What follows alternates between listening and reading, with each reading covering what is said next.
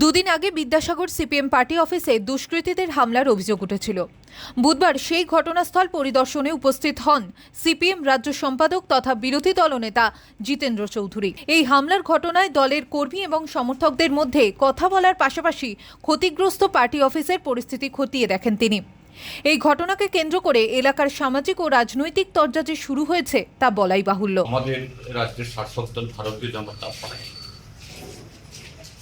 যারা কথায় কথায় রাষ্ট্রবাদের কথা বলে, গণতন্ত্রের কথা বলে, সংবিধানের কথা বলে, কিন্তু মূলত তাদের যে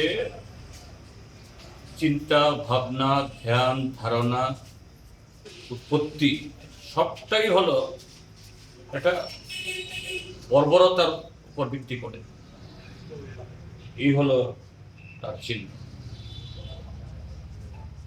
ত্রিপুরাজ্যের মানুষ শুধু বিরোধী রাজনৈতিক দল সিপিআইএম,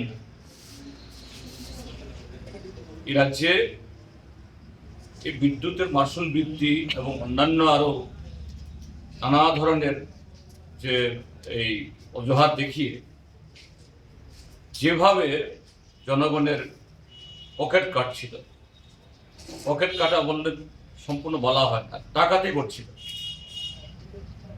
সারা রাজ্যের মানুষ বিক্ষোভের থেকে রাস্তায় নেমেছে।